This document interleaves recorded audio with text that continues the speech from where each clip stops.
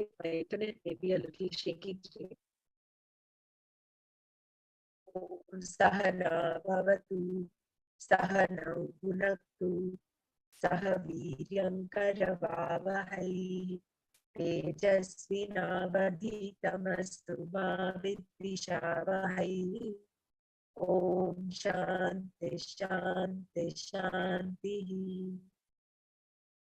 Narayanam Namaskritya Naram Chaiva Narottamam Devim Saraswatim Chaiva Tato Jayamudirayet.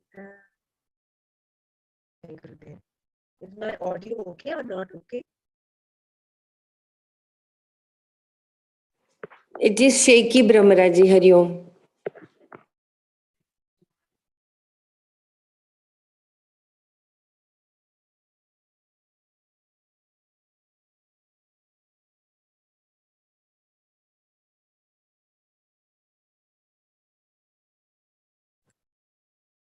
Yeah, I think now is it better? Yes, please. Yeah, very nice it is. Yeah, we can all share our inputs and takeaways.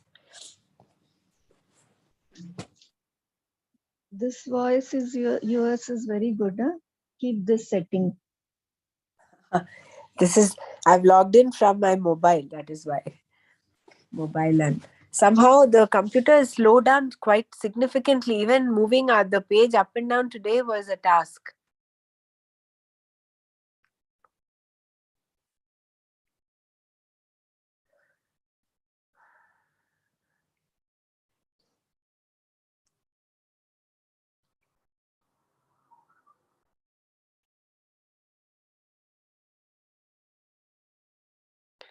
So the importance of grace was so very beautifully brought out here.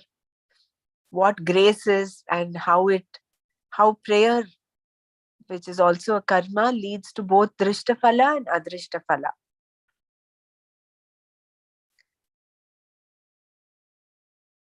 And grace is like is having a huge reservoir of water, and you take how much ever you want, and you have that faith that there is some invisible power, Bhagavan, that is with all those 6 attributes, the almighty, all powerful, the power who has the power to create, sustain and dissolve, who is all fame, who is all wealth and all knowledge and all dispassion. So all these qualities, I mean, such a powerful person is whom you are invoking in your prayer.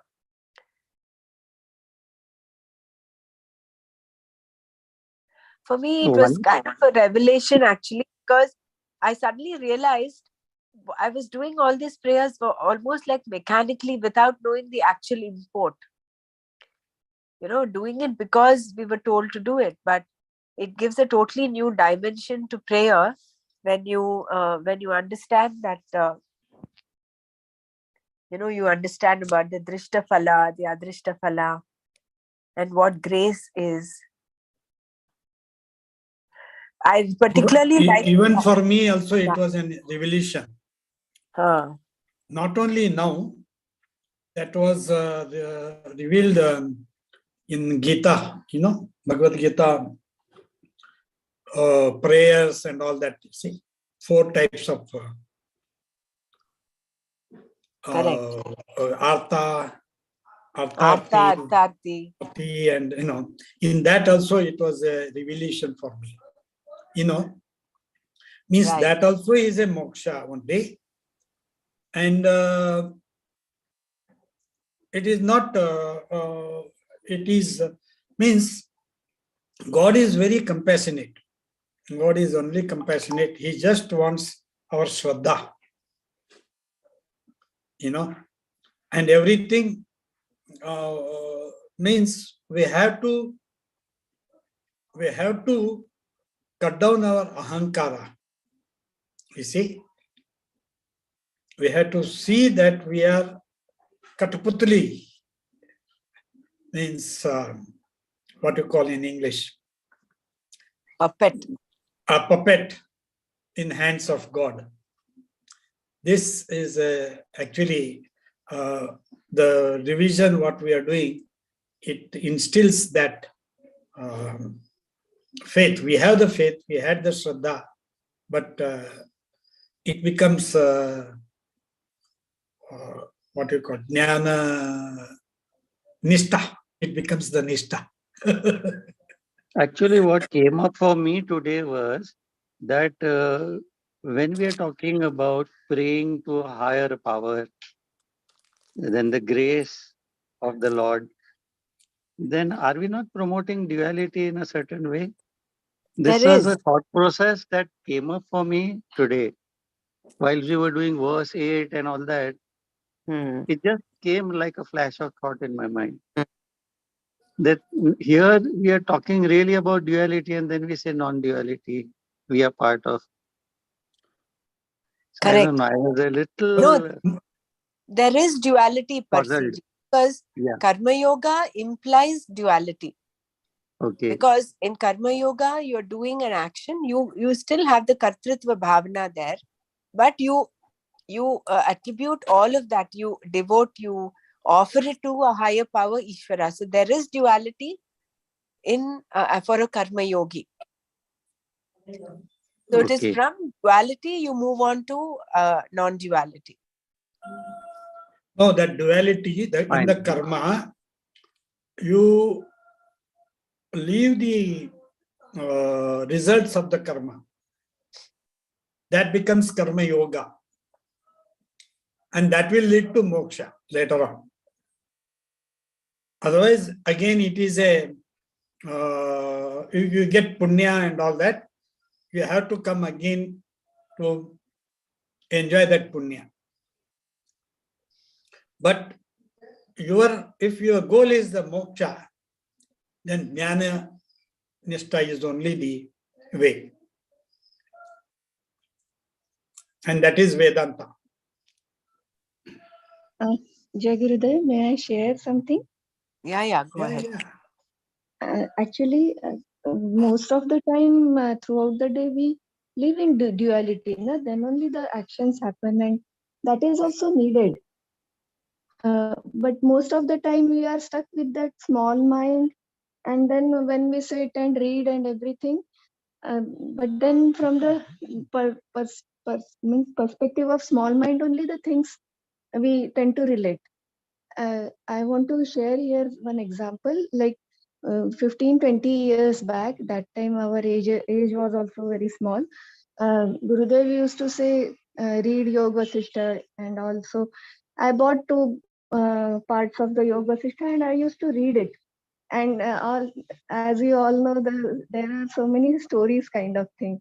And I used to laugh at it. I don't know what it is all about. And but I kept on reading because Gurudev used to say. Then one day, Krishna Kumar Nair, he is the VVKI trustee.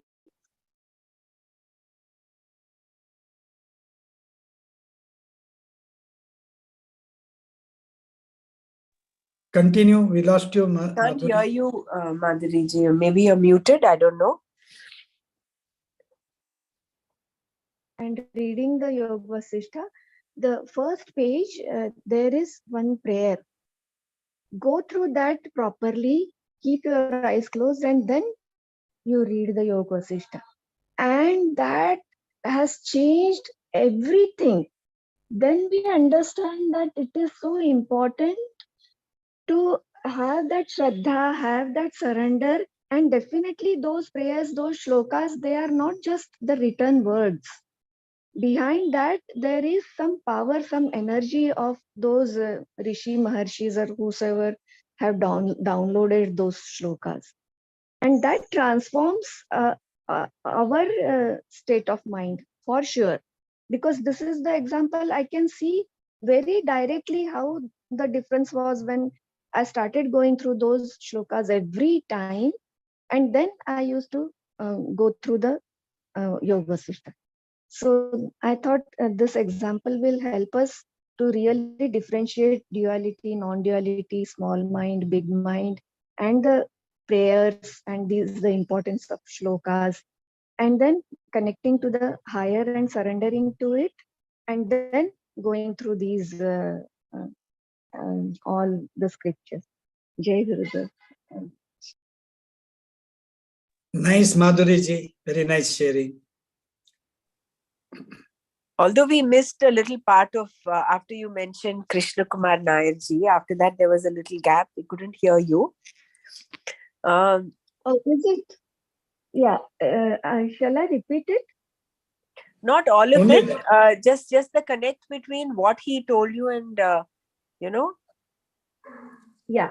See, I used to read Yoga Sishta because Gurudev had said 15-20 years back, and I never understood a single word of it. And I used to laugh at all the kind of stories written over there. And then she sat for that some lady sat for this thing, and then this thing happened, that in Kala or something.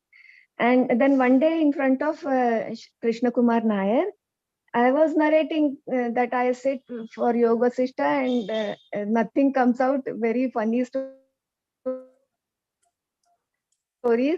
I can't relate a single word from there. But I keep on reading because Gurudev has said with me. And then after some time, when there was some quietness in the atmosphere, it was a satsang time. And then he came and told me, Madhuri, every time before starting the reading of Yoga Vasishtha, open the first page of that book. There is small preface type of shlokas are there, 3-4 shlokas. Keep your eyes closed, read that with your heart, and then again keep your eyes closed and then start reading the Yoga Vasishtha. And that brought the direct transformation the way I used to read it, because from the small mind level, because most of the time we are in the duality, and small mind has to work when you are doing the karma. So from that state of mind, when we read the scriptures, very different this thing perception is there. And the moment we read these shlokas and then sit, then that Shraddha and Samarpan comes, surrender, and then the higher state or the bigger mind we can connect and surrender to. And then the whole perspective and the perception changes for sure. This is my experience. Jai Gurudev. Yeah, thank you. I think we can relate here also. These 8 shlokas, there it is surrendering to the higher power and invoking the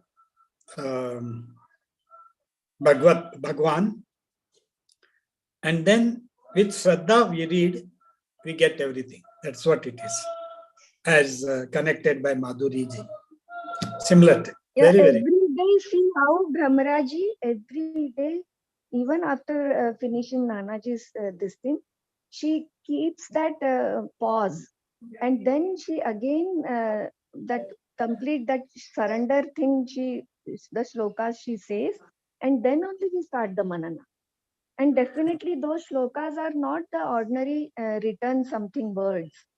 They have the power behind it by our Rishi Munis. These shlokas are downloaded. It is not the something outcome of our small minds, for sure. That is why these prayers and these things are very important and so potent. That's why from childhood our parents used to teach us, no? Jai Gurudev. Yeah, for me, this particular paragraph was so beautiful. I will just read this once again. The invisible result of prayer. In a prayer, what you release is an invisible force causing the adrishta phala, the unseen result. The very system, the laws that produce certain results which are not visible to us are reorganized by prayer. I think that the catch here is that reorganizing by prayer, certain elements are introduced through prayer into this invisible system, causing it to reorganize itself. However, we do not know how it will be reorganized. This is why the results are said to be caused by grace. So it's the unknown factor. It's the unknown factor which is the result of course, the prayer. It is like the often quoted example is, grace is what, instead of the arrow, the bullet hitting your head, it hits the cap and it, you are saved. So that reorganizing of our past, the karma that we have accrued, that reorganizing, how it happens and what is the result is a big unknown factor. And this brings to my mind how this neurosurgeon, a German neurosurgeon, she had actually shared this in this beautiful book called Sri Sri As I Know Him. This was one of the very first books that I read when I came into the art of living. And in that she mentions she was given only 6 months. She had a stage 4 cancer of the brain, and she was given 6 months by the doctors. She herself was a neurosurgeon. So that is when she did the part 1 course. And since she had nothing else to do, so she went on to do the advanced course soon after that. She sat in a chair. She could not do all the processes. She sat in a chair, and it was in Gurudev's presence in Paris. So on her return to Germany, when she got her routine MRI done to monitor the growth of the tumor. To their surprise, the tumor had vanished. There was no trace of the tumor. So this explains how it is unexplainable, no? So she went on. The scientist in her wanted to find out how the tumor vanished. So she came out with the thing saying that the Kriya actually flushes out all the toxins from the cells and it infuses it with oxygen. She tried to give out, a scientific explanation, but Vedanta wise, according to Vedanta, it is the unknown factor, the grace, the adrishta phala.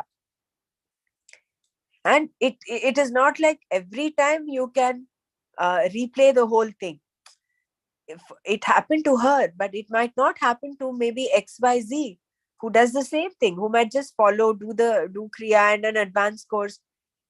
The results of the Adrishta Phala may vary from person to person. It is not like it is all or none.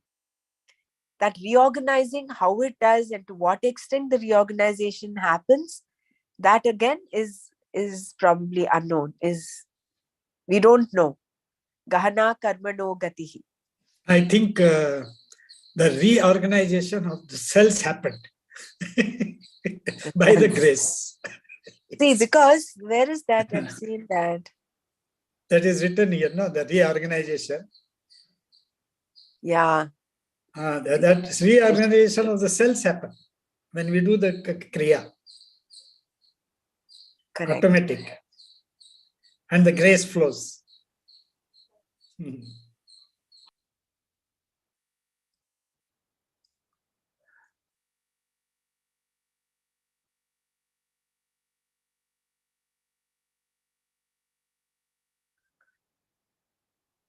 Yeah, this is the para that says, Kalidasa, the celebrated grace is earned in the same way that you earn anything else. Since you are not able to relate an unseen result to a given course of action on your part in the immediate past, we are constrained to call it grace. This grace is able to convert a mute into one who is eloquent and enables a lame person to climb a mountain.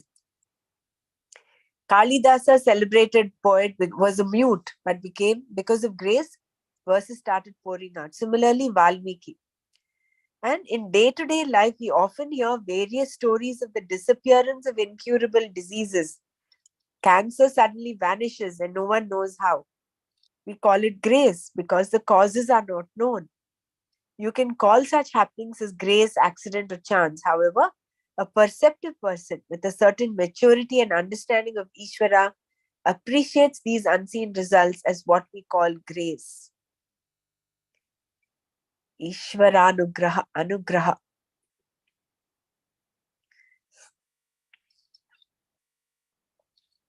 So my takeaway from today's session is all about grace.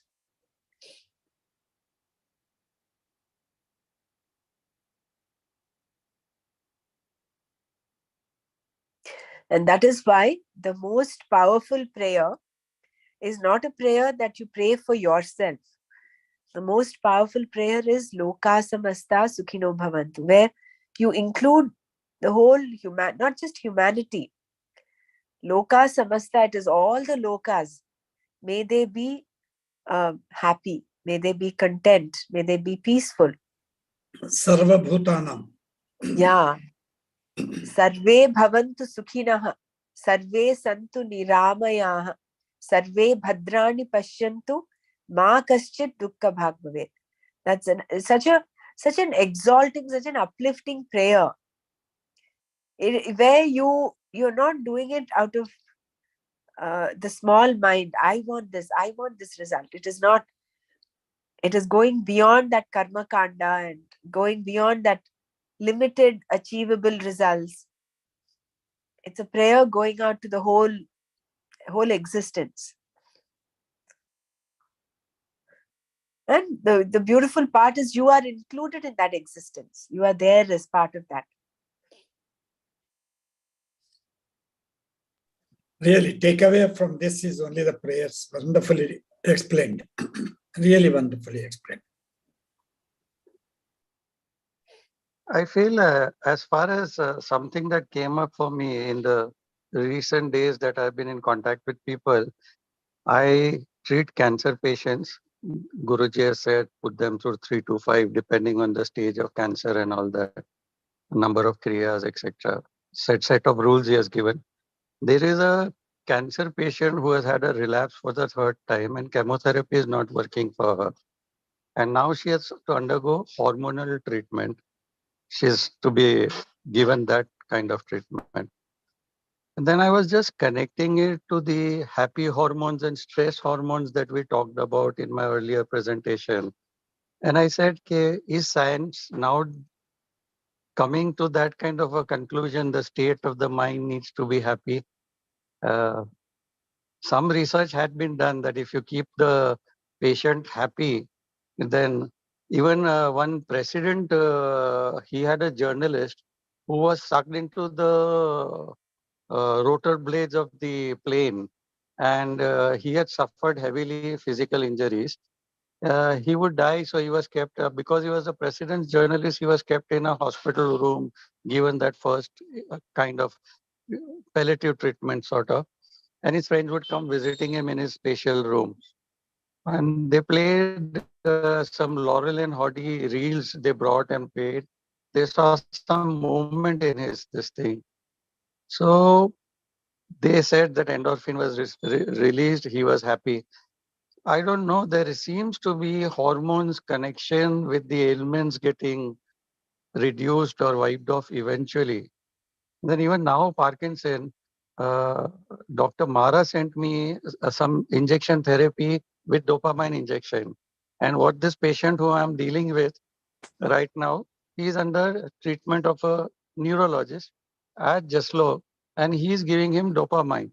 And he's saying, we are giving you the highest amount of dose. Again, dopamine is a hormone that works in Parkinson. And I have seen that after he started doing Kriya regularly with me, and repeating the course with me. And my comforting him and saying that you're a wonderful person, and I don't know, somehow making him feel happy and wanted, and he's coming out of it like a dirty, unkempt personality that he was when he came for the first Kriya, where I was literally repulsed, dirty feet and all that. And then I just had compassion for him and I let him keep coming. But there is a sea change. Now he dresses up like a manager and comes to my house. And he sits and every day he does a little bit of work on the PowerPoint presentation. And I'm really like, I think the hormonal therapy also is working for ailments. The state of mind, the space element connected to thoughts, somehow there seems to be some relation. This is all in my own thought process. This is all going on when I am churning about what we did every day. I don't know. I have not come to any conclusion. Yeah, That is what why is, it is called laughter is the best medicine. and that is what is reorganization of cells. The that prayer, in that written reorganization. That is what it is. Really, Guruji is very big, very, very big. I can't. We have to have Shraddha. Main thing is Shraddha. Mat paraha, mat kritsnan means we have to do his work. We have to be mat paraha. We have to be enveloped by him, and mat bhakta. So good. One with him. These are the three. Then only the grace comes.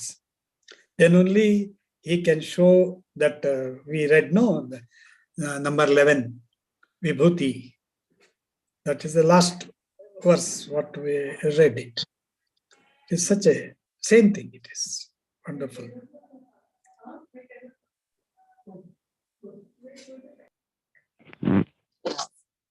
Actually, there is so much of truth in what Surajji just said. The first most important thing I think that I'm coming to a conclusion is that all of us have Shraddha in Guruji to a very, very great extent, like raised to infinity possibly. And that is the first step required. Like when you have Shraddha, then you don't need to desire or ask for anything also. What is necessary for you is just given, like Guruji says. So all that cravings, aversions, desires just drop when you have Shraddha, that what is necessary for you will be given to you. And I've seen this happening umpteen times with me now, even in the recent past. No, it has happened to me a lot. For me, it is wonderful. It is like we have to come to that state of being a baby. A baby does not have any wants, no?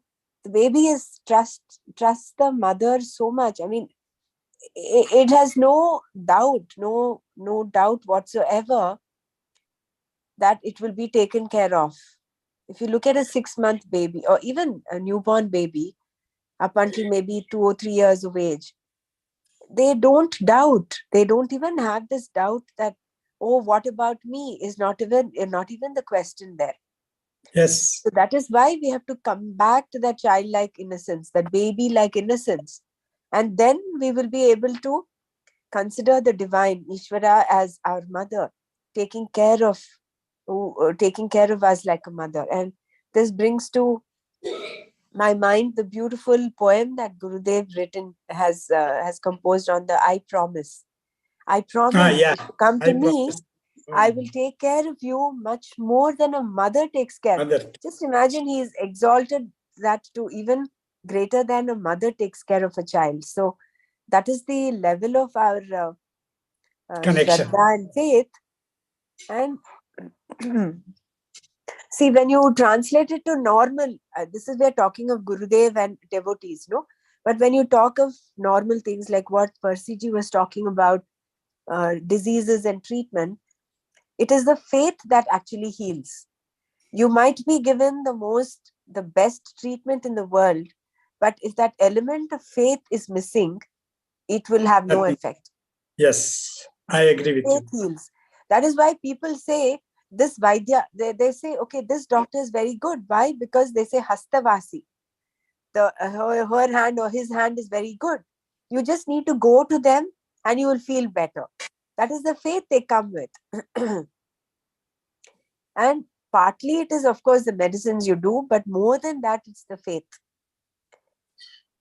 I think we are sidestepping a little bit, but I just wanted to come back to this. No, that is what it is in that Vibhuti Yoga, no? Vishwarupa, the last, what he says is, you have been given that power to see that grace, of me, Vishwarupa, only because he says, mat karma krut, means you have to do, perform action for me, my sake, be a karma yogi like that. And then mat paramam means I am only the highest goal. And mat bhaktaha, that is what, devoted to me only. Sangha varjitaha nirvairaha sarva bhuteshu yasamameti pandava. For this, we have these 5 points. then only grace will flow. You see, this whole chapter 11 is that way only. It is completely. So with this commentary on the prayer and all that, with the connection with this shlokas, we can clearly see that. But we were always doing it without knowing or anything, but it is making clearly, it is clarified now completely. But then again, if we are praying with an intent of getting adrishta phala, that again becomes binding. It becomes a bondage. Yeah. We have It is to pray. Yeah, it is only for an understanding that every prayer has an adrishta phala as well. So when we pray that with an duality. intention. No, that duality comes there. Advaita will not come there. No, when we are praying means we are duality. Correct. No, what I meant was, it is not to, then when we pray, we're supposed to be praying with vairagya, not with Vairagya, that is what. Otherwise, Karma phala. That is what karmanya vadika. Yeah. You're not doing a prayer in order to get some adrishta phala, in order to get some punya. You're doing it only for the sake of doing it. No, sometimes, we do some homas and all that. Okay. They clear off many doubts. Now that also comes to my mind. See, there will be some obstructions.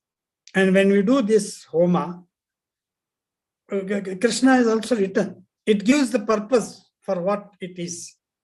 Know that it is through my grace only it has happened. Means we are on the path from arthati to the jnana, and then to the mumukshu. So this path, we are sometimes become artha, we become arthati, then it varies, where you stand. But ultimately should be mumukshu only. Ultimately, our prayer should not be towards achieving what Ishvara gives. It should be for Ishvara himself. Yes. And with an intention to just do the prayer out of that innocence of praying, out of fullness and gratitude. Then it will aid in creating that antakarana shuddhi. Otherwise, it will only get us, if you're doing it, we say, oh, I'm doing this, so therefore I'm going to get grace. Then you're not doing it out of dispassion. You're doing it out of passion for the results. Again, you have to come back. But Ajan, you have to again come back. I just wanted to know, like when last December, my son underwent an accident. A car ran over him. It was reversing. And he had fracture, his toenail had come out. And I'd taken him to hospital, brought him home at 3 o'clock in the night. And then I was intensely praying right up till 6:37, and he was holding my hand and to heal him. Like I was praying to Gurudev. And we say, when you pray, don't ask for the karma phala or whatever. But this just happened naturally. Normally, I don't tend to ask for anything. I know that he'll take care of everything. But that time, that prayer was very intense and it just came up for me and I went on appealing to Gurudev or whatever. Like, yeah, it took him a month to heal, but I did pray at that time and it was a result oriented. Yeah, because there will be results. There will be results. Persiji, there will be results. Okay? I was asking for results for that prayer. Like okay. I wanted him to be healed. It's not that wrong. is what I'm stating. Yeah. Yeah. And I was appealing to Gurudev to heal him. Like. Yeah. No, you have to go through this. Artharthi, Nidnyasu and Moksha. Always go up and down until you reach completely Moksha. That is a different thing, you see. Until that, you have to go through this all. When you have a body, you have to go do the karma, you have to do this one, everything. It has to. We have to go through that. But I'm just wondering. If we follow the karma yoga, then it is not attached. The attachment doesn't come to you, and the karma doesn't. It dissolves itself. You know, it will not be. Vritnis will not be attached to you. That is it. So karma yoga also is a very helpful way to live in, because when we have a body, we have to do karma, and we have to do karma. We have to be a karma yogi. Over here, can I just say something? Okay. Percy ji, you were, of course, in the state of an arti. You were in distress. You saw your son in a lot of pain, and you wanted to get some relief for his pain through prayer. So there was some desire for a result. But I'm just wondering, how would a karma yogi who is a mumukshu, of course, a karma yogi is a mumukshu, how would he take the situation? He would take it probably as Ishvara Prasada. Even that accident that happened, he would take it because he is equal in both pleasure and displeasurable moments, right? So he will be equanimous in his mind, number one. He will understand that it is the prarabdha that is acting on. He takes whatever comes as prasada, yet he continues to pray. Pray for what?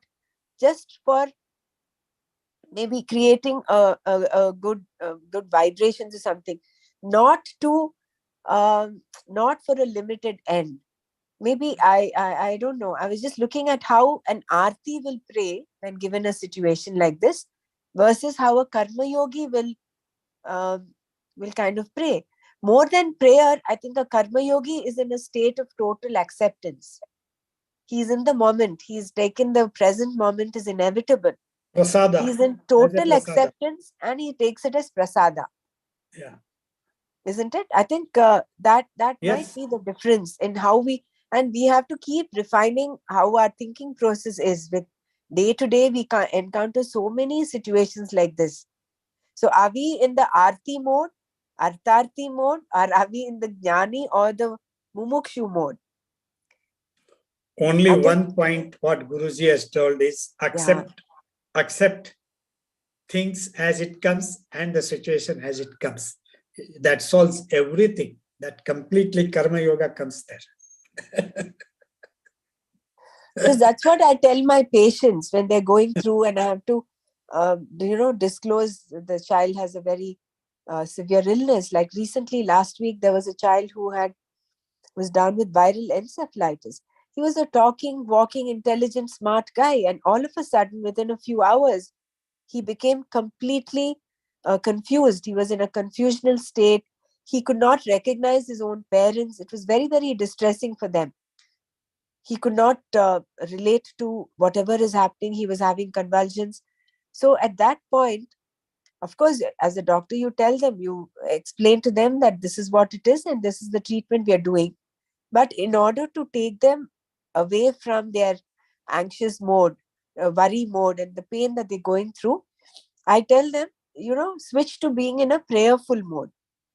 Then when you invoke the higher, then in that space, you're from the worry mode, at least you're going to the prayer mode. That's much better than sitting and worrying all the time and being anxious. But as we are sadhaks here, we further have to refine it from being an artarti to being a mumukshu. Because ultimately, when you look at it in the broad perspective, all the pain, sorrow, or even pleasures that we go through are nothing but the result of our past karma. It is all the adrishta phala that is manifesting. Prarabdha. The prarabdha is coming up. So you take things as they come. We have to take it. Until we have the body, we have to go through the prarabdha until that. But in that mode, we have to be karma yogi. Yeah. That choice we have, with action, we have choice. Kartum shakyam, akartum shakyam, anyatha va kartum shakyam. Yeah, thanks. Wonderful explanation. Yeah. What also caught my attention was this: Krishna is the destroyer of evil. Krishna is also referred to here as the destroyer of evil. We should know that there is no evil beyond our own minds, and that there is no such thing as an evil mind. This one statement is such a powerful introspective statement. No? It will relieve you instantly of judging others, judging yourself. There But is then why did Krishna tell Arjun ke take up your bow and arrow and destroy their dush papis? That is There not evil, seems to no. That be is not evil. see That is not that is the evil. last That is statement where adharma he is killing. Persiji, by giving them what they deserve, see, he's also the chastiser of wrongdoers. It doesn't end there. okay. There is only wrong thinking that needs to be corrected. Krishna, Okay. as the Lord, That is is the what chastiser of wrongdoers. By giving them what they deserve, he removes this evil of incorrect thinking. This incorrect Pavitranam, thinking, sadhunam, that is what he says. No, I come only to destroy the adharma. I take my incarnation for that only. And now what he is doing through Arjuna, that he is killing the adharma. To punish the evildoers and to help the Pavitranam. That is what the two shlokas are there. Those are so important. Yada yada hi dharmasya glanir bhavati bharata. So those are the things we have to understand here. So the whole thing is that why he take the incarnation only for securing the dharma. So if there is adharma, that is what Lord is the chastier of wrongdoers. Adharma. see, it is only wrong thinking that can bring about wrongdoing also, right? So, the basic wrong thinking, the basic error is to think the jiva is separate from Atma. That is the basic wrong thinking.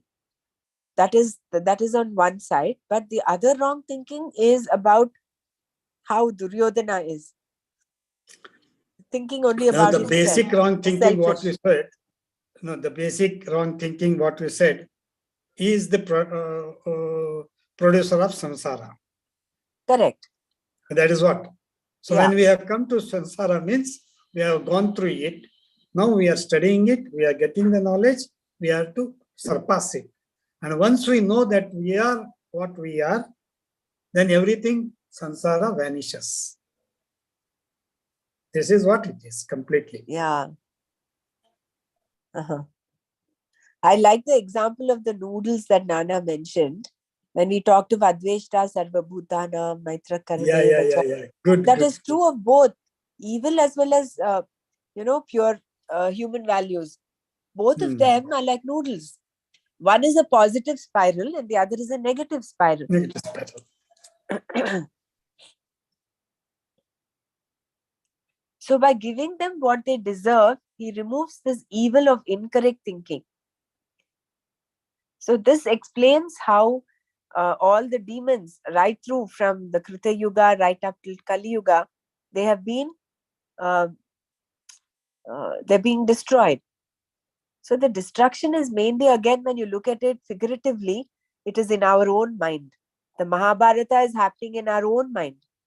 The constant fight and the battle between the good and the bad inside of us. The small mind and the big mind. So which is the mind that wins? So that is the Mahabharata that each of us has. That is why they say you are the center of the universe.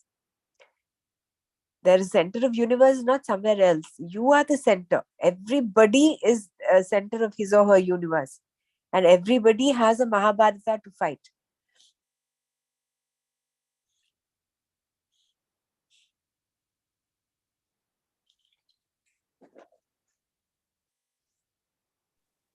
I think I learned a lot today. Jai Gurudev. I missed the point. Like Nanaji told, Karna was the reason for Mahabharata. Can you explain in the like? I missed that point.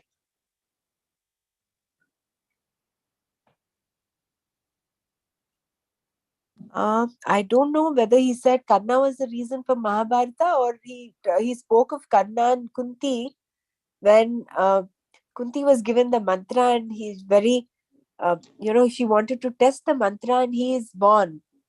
He's born out of wedlock. He's still an unmarried girl. That episode was there, but Huh. in a sentence, Nanaji said what I heard, that Karna was the reason for Mahabharata. And ultimately he said that Kunti is the result of Mahabharata because she gave birth to Karna. No. One point which Nanaji mentioned was he was called Sutputra. So that insult also is one of the reasons why Mahabharata happened. That's passing remark. He became Sutaputra because of the desire of Kunti to test. No, that is true. 1 minute, that was the result of Mahabharata. That is what he said. Ultimately. No. I think I think I get the context. I think Vijayji, you can go ahead and explain that. No. So that was one of the reasons he said. One was Shakuni coming and getting stuck in Hastinapur. Second, he said Karna was called Sutputra, which that insult also is one of the triggers for Mahabharata. That he said, and then he went to Kunti's story. Then, so Savitaji did not miss anything. He did not elaborate. Nanaji did not elaborate on that point, but he just said because of that Sutputra comment also is one of the reasons this Mahabharata happened. Because then he befriended Duryodhana. Duryodhana probably had the courage to take on a fight because he knew Karna was on his side. He is a powerful warrior, maybe as good as Arjuna. So all those things together is what triggered it, right? Duryodhana alone with his 100 brothers probably would never have been. They know that they are no match or they can't fight these Pandavas. But with support like Karna and people like Shakuni and all, then he felt he has the strength to do that. That's what I felt. And Draupadi being humiliated. So all these contributed towards the whole war. So when this beautiful sentence in the Gita Dhyana, that is Bhishma Drona Tata Jayadratha Jala Gandhara Nilotpala Shalya Grahavati Krupena Vahani Karnena Velakula Ashwathama Vikarna Ghora Makara Duryodhana Vartini Sotirna Kalu Pandavai Rananadi Kaivartaka Keshava. This was again a beautiful, I think any shloka you take, you can extrapolate it to to the ultimate end.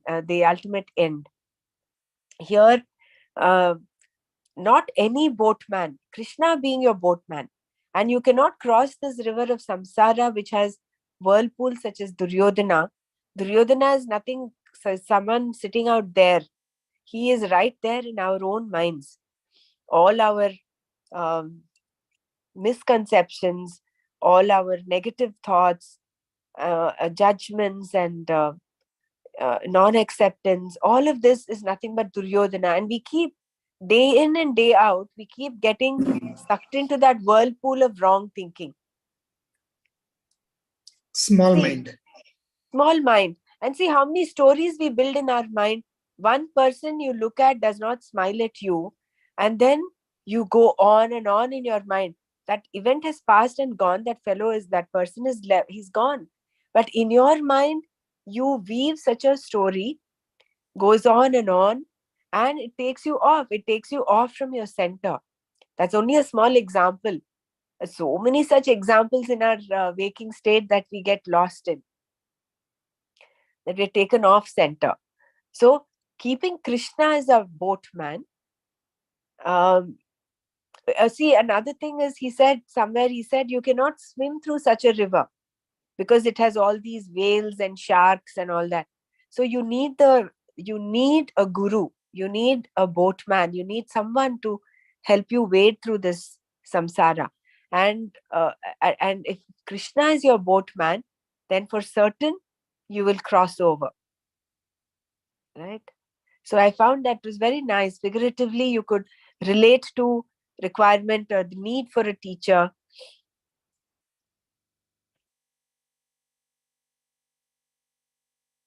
Yeah, it was very nice. Swimming across is impossible because all the whales and river pools, whirlpools, etc. But if Krishna is your boatman, you can cross this river of samsara. If Lord Krishna is your boatman, you will definitely make it. Sarva dharman parityajya mamekam sharanam vraja. So that makes it even more meaningful. It was very beautiful. So much of meaning, no, in the whole Gita Dhyanam. Really beautiful.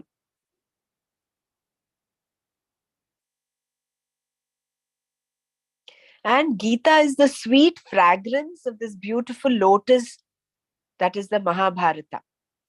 And how beautifully Swamiji brought out the fact that meaning is always silent. Words can be heard, but the meaning of the word is always silent, just like the fragrance of a flower. So this is something that has to be understood. The meaning of Gita has to be understood. Only then Gita has gone through you. Otherwise, you've just gone through the Gita. That is what Guruji is, that Aksharam, meditation he had done. Yeah. Aksharam means without, when you utter a word, that even it is removed, it will be there. Means it is in the mind. That word. He did a meditation on that. Very, very Aksharam. And then he likens the honeybees. Honeybees are the people with a refined intellect. They relish this happily. Honeybee has 6 legs, and I think he has likened that to our own. What was that? The 5 senses, the milk and the intellect.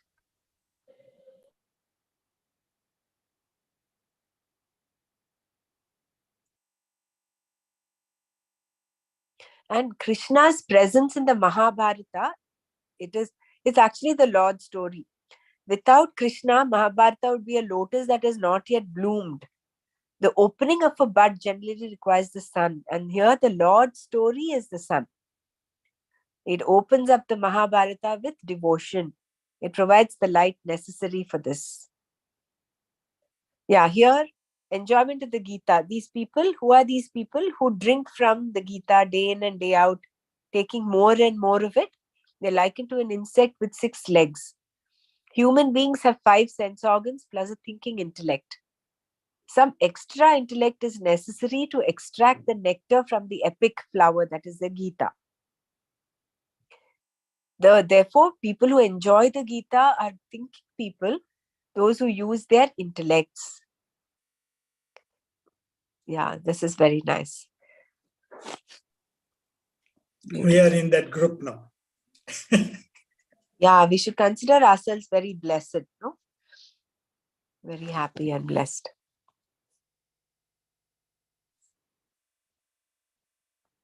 So shall we stop here? Anyone wants to share anything?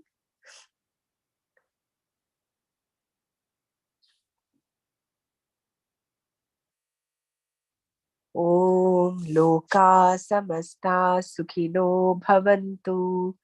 Om Shanti Shanti Shanti. Om Tat Sat Shri Krishnarpanamastu. Jai Gurudev. Hari Om.